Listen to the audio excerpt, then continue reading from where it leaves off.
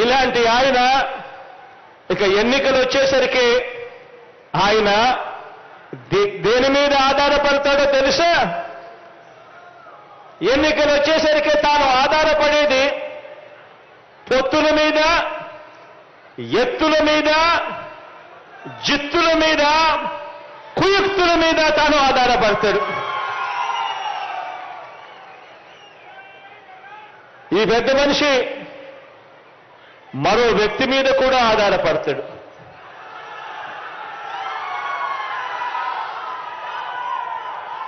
ఒక దత్తపుత్రుడిని యాక్టర్గా పెట్టుకొని డ్రామాను కూడా ఆడుతాడు.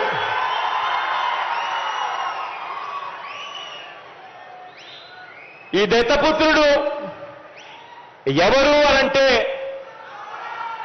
ఎలాంటి వాడు అనంటే, మొన్న తెలంగాణలో తాను పోటీ పెట్టాడు.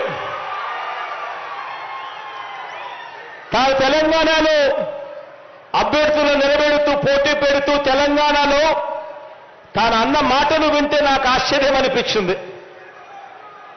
ఆ పెద్ద మనిషి దత్తపుత్రుడు అక్కడ తెలంగాణలో తాను అంటాడు, తెలంగాణలో తాను పుట్టినందుకు తెగ బాధపడిపోతున్నాను అని చెప్పి అంటాడు.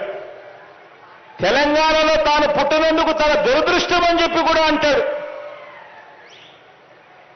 ఇలాంటి వ్యక్తి మొన్న తెలంగాణలో ఇలాంటి డైలాగులు కొట్టిన నాన్ లోకల్ ప్యాకేజీ ఇస్తారు ఈ పెద్ద మనిషి చంద్రబాబు నాయుడు గారికి ఇంకొక పార్ట్నర్. ఈ పెద్ద మనిషి ఆంధ్ర పాలకులకు చుక్కలు చూపిస్తా అని చెప్పి తెలంగాణలో డైలాగులు కొడతాడు. ఆంధ్ర పాలకులకు ఈ పెద్ద మనిషి చుక్కలు చూపిస్తాను అని చెప్పి తెలంగాణలో డైలాగులు కొడతాడు. ఈ ప్యాకేజీ ఇస్తారు, ఈ మ్యారేజ్ ఇస్తారు.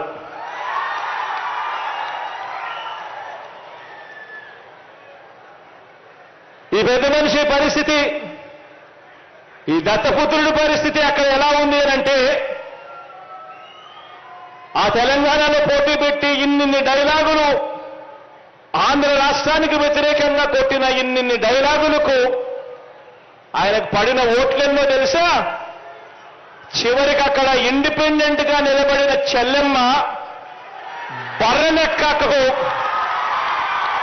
వచ్చిన ఓట్లు కూడా ఈ పెద్ద మనిషికి దత్తపుత్రుడికి రాలేదు.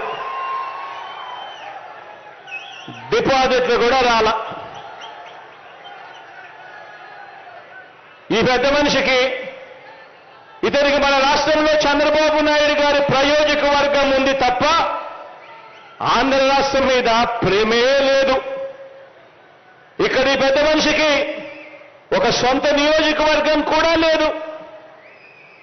వీరిద్దరూ కలిసి 2014 నుంచి 2019 మధ్య వీరిద్దరూ కలిసి ఎన్నికల్లోకి కలిసి వచ్చారు. కలిసి వచ్చి 2014 నుంచి 2019 మధ్య ఈ ఉద్యానం ప్రాంతానికి మంచినీరు ఇవ్వటం ఎలా అని చెప్పి కనీసం ఆలోచనైనా చేశారా అంటే అది లేదు. 2014 నుంచి 2019 వీరిద్దరూ కలిసి పోటీ చేసి కనీసం ఉద్యానం ప్రాంతం ఇంత దారుణంగా ఉంది, ఇక్కడ kidney research hospital, super speciality hospital ఇక్కడ నిర్మిస్తే ఇక్కడ ప్రజలకు మంచి జరుగుతుంది అని చెప్పి నిర్మించారా అని అంటే అది కూడా లేదు. వీళ్ళు బాబు అధికారంలో ఉండగా ఉత్తరాంధ్రకు చేసిన మంచి లేదు. ప్రతిపక్షంలో ఉండి కూడా వారు ఉత్తరాంధ్రకు చేయని ద్రోహం కూడా లేదు.